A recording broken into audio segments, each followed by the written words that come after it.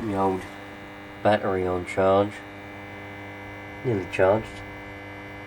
Been charging now for about sort of 8 hours or so.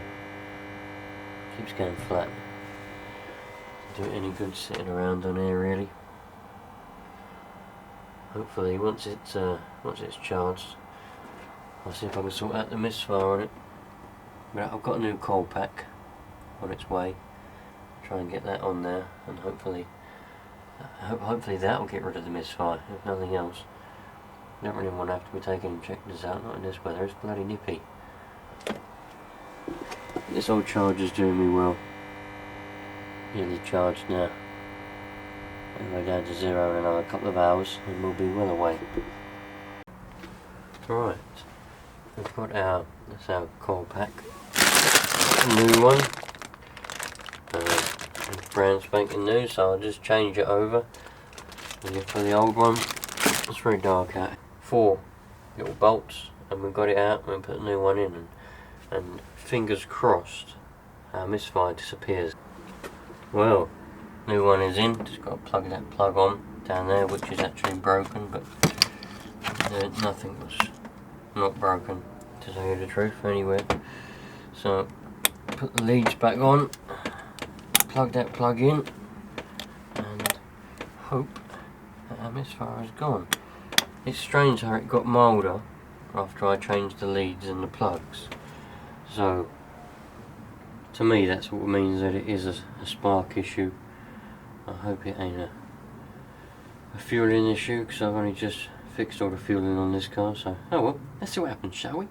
Right, let's have a look. We've got a fully charged battery, a new set of HT leads, a new set of spark plugs, and a new ignition coil. So if the misfire is still there, we know that it ain't nothing to do with any of them.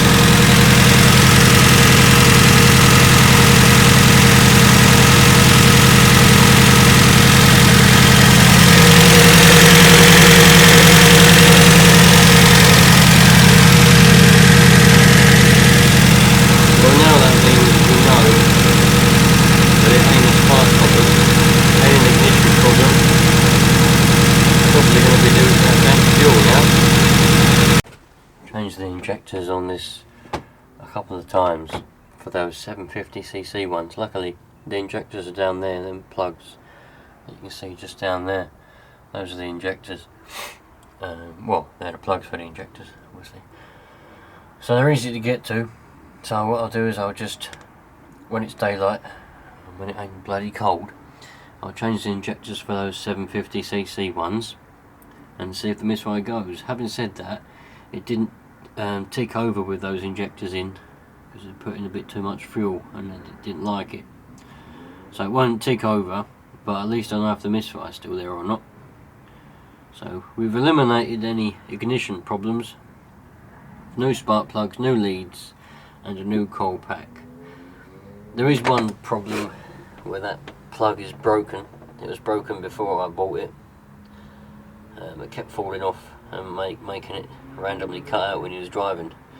So I put a cable tie around it and that fixed the problem. So obviously it holds it on, but I can't see that being the problem. It's worked for the past 6 or so years like that, so that shouldn't be a problem. So just gonna have to persevere.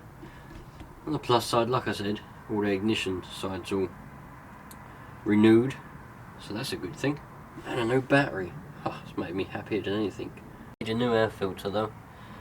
That one's a little bit mashed. It's about 7 years old. No, not 7. How old is it? I bought it in 2011. It's got a little bit of a dent there where it hit the ground once, because it used to be on the floor. But I put it up here to stop it getting wet. It used to get wet when it rained. Couldn't drive this car in the rain. Somewhere I have got, I think it's in here. God knows what bloody case it's in. I've got a compression tester.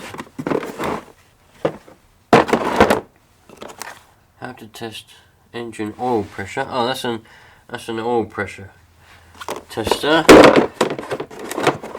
Didn't even know I had that. What did I use that on? Oh, I think I used it on the van that time when I kept telling me that there was no oil pressure, but there weren't.